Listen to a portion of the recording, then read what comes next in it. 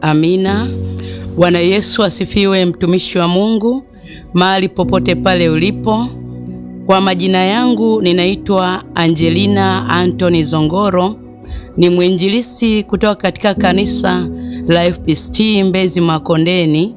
Kwa mchungaji wangu na askofu wangu Zakaria Igundu, pamoja na mchungaji msaidizi anaitwa Stefano Maige.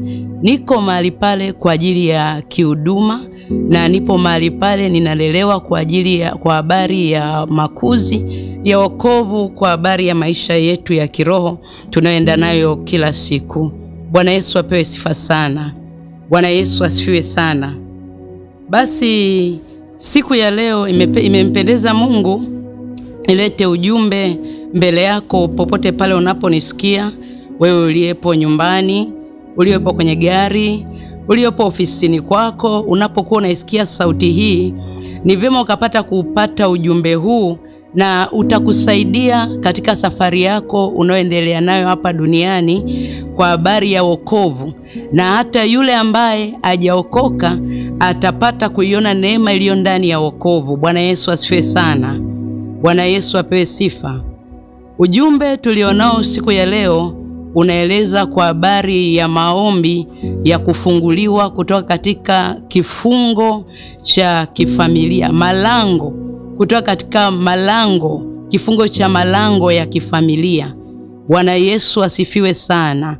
Vita hii ni vita ya malango ya kifamilia, lakini katika huduma hii ya siku ya leo tutaweza kujifunza kwa uchache maneno ambayo yanatupasa kuyafahamu ama kuyajua, ama ujumbe wa Mungu ambao utatufunulia na kutuonyesha taa ni namna gani ya kuenenda ili tuweze kutoka katika vita ya kifamilia ambayo kwa hiyo imekuwa ikitufunga na kutuzuia tusiende kule ambapo tunahitajika kufika.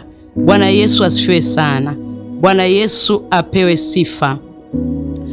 Kabla hatujaenda mbali, ni vyema kwanza kupata kutambua kwamba malango maana yake nini. Tunaposema malango ya kifamilia, tunabidi tupate kufahamu kwanza malango maana yake nini. Malango ni eneo husika ambalo hutumika kwa ajili ya kumpitisha mtu, kumuingiza mtu au kumtoa mtu. Hii ni maana ya malango au mlango. Ama ni eneo ambalo linatumika kupitisha kitu au kutoa kitu. Hiyo ndio maana halisi ya mlango ama malango. Bwana Yesu asifiwe sana. Bwana Yesu apewe sifa. Hivyo tunapokuwa tunajifunza kwa habari ya hili neno la malango, tukija kwa habari ya mambo ya kiroho, malango maana yake ni kinywa kinachotamka neno na kulipokea neno. Bwana Yesu asifiwe. Kwa hiyo mlango ama maana ya kiroho kwamba lango maana yake ni kinywa kinachotamka neno. Unapokuwa unatoa neno na mwingine analipokea, hilo ni eneo ambalo linatumika kwa ajili ya kupitisha neno na kulitoa neno, kutoa neno na kupokea neno. Bwana Yesu asifiwe sana. Bwana Yesu apewe sifa. Hivyo katika ulimwengu wa roho, kinywa ni mlango wa kiroho unaotumika kama mlango wa mtu wa rohoni. Bwana Yesu asifiwe. Hivyo katika ulimwengu wa roho, kwa mtu ambaye anayafahamu mambo ya kiroho, anatambua kabisa kwamba mnapokuwa mnaongea mtu kwa mtu, mnapokuwa mnabadilishana mawazo, ama mnapokuwa mnaagana jambo fulani ama mnapatana, yule mtu wa kiroho anajua kabisa hapa kuna kifungo ama kuna tendo linalofanyika la kiroho ambalo haliwezi kufanyaje, haliwezi kuonekana kwa wazi, lakini upo mlango wa kiroho ambao unaruhusu sasa, endapo yule mtu ameahidiwa katika mapatano yao. Inawezekana yule mtu kamwambia ninakuahidi kazi, kwamba nitakupa kazi wiki ijayo, na yule mpokeaji anasema sawa, mimi nipo tayari kwa ajili ya kufanya kazi. Ina maana katika ulimwengu wa roho ile kazi tayari imeshafanyaje? Imeshapatikana, kwa sababu vile vinywa vyao vilivyoongea katika ulimwengu wa roho, ule mlango umekubali kuingiza neno kwa huyu mtu, na huyu mtu tayari amekwisha kufanyaje? Amekwisha kulipokea hilo neno.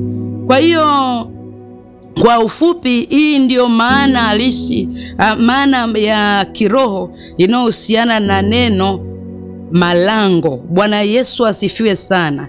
Bwana Yesu apewe sifa.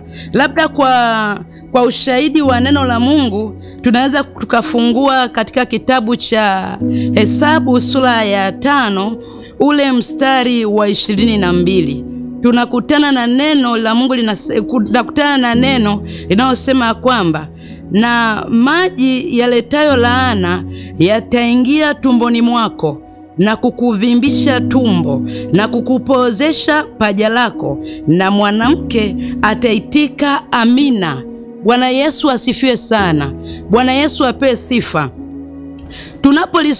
Tunaposoma kipande cha haya maneno, ina maana huku juu kuna jambo lilikuwa linaendelea. Ina maana huku juu kuna maneno ambayo yalikuwa yanaendelea huku juu, ama kulikuwa kuna kesi iliyokuwa inaendelea huku juu. Kesi ilikuwa inasema kuhusiana na mwanamke ambaye alikuwa ameshutumiwa na mume wake ya kwamba amezini, lakini huyu mwanamke akawa amekataa kwamba yeye hajazini na mwanaume awaye yoyote isipokuwa ni mume wake mwenyewe. Ili neno lilikwenda mpaka kwa kuhani, naye kuhani akaagiza vile vipasavyo kutolewa kwa ajili ya sadaka ya wivu. Baada ya kutolewa hizi sadaka ya wivu, kuhani yeye akatumia kinywa chake. Anatakiwa sasa hapo atumie kinywa chake kama maelekezo ya Biblia yanaposema ya kwamba akatumia kinywa chake kwamba atakapokunywa yale maji ya laana, na yale maji yataenda kumvimbisha tumbo lake na mfupa wake wa paja utaoza. Na kilichotakiwa pale, ili ile laana ambayo yule kuhani ameitamka mahali pale, ni lazima yule mwanamke afanyaje? Aitike amina, amina. Ina maana katika ulimwengu wa roho, kile kitendo cha yule mwanamke kusema amina, ina maana katika ulimwengu wa roho imekuwa ni ndio, kwamba hiyo laana tayari ikae kwake kama endapo itakuwa sivyo. Bwana Yesu atusaidie sana. Bwana Yesu atuhurumie.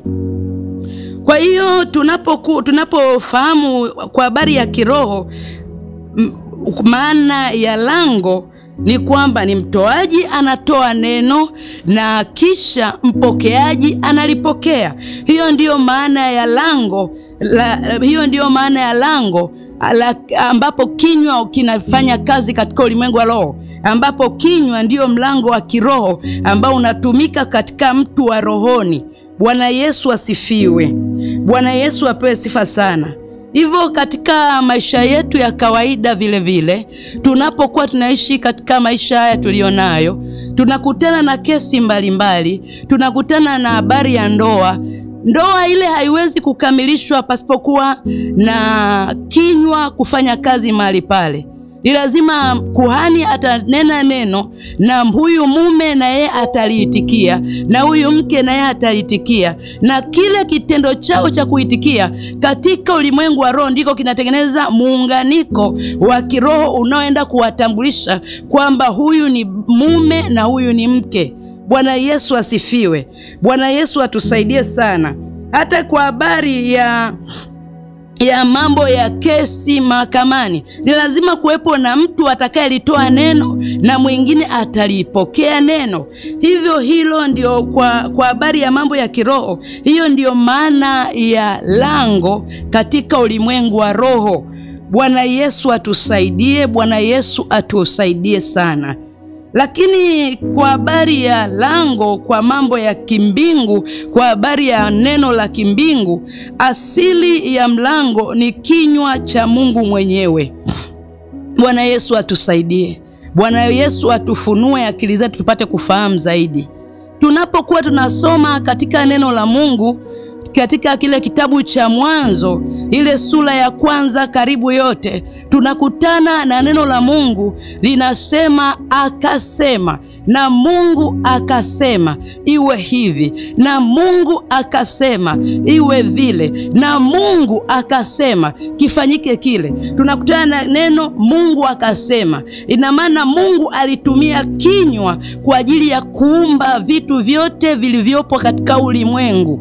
Bwana Yesu asifiwe sana. Na hii ndiyo maana halisi ya malango. Kwa hiyo mlango ni Mungu mwenyewe. Mlango ni yeye mwenyewe ambaye ndio asili ya kinywa cha rohoni. Bwana Yesu atusaidie. Bwana Yesu asifiwe sana. Bwana Yesu asifiwe sana, mtumishi wa Mungu.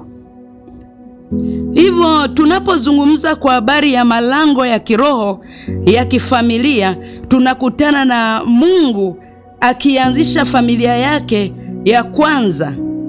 Tunakutana na Mungu tunapoongelea kwa habari ya malango ya kifamilia, tunakutana na Mungu kuwa yeye ndio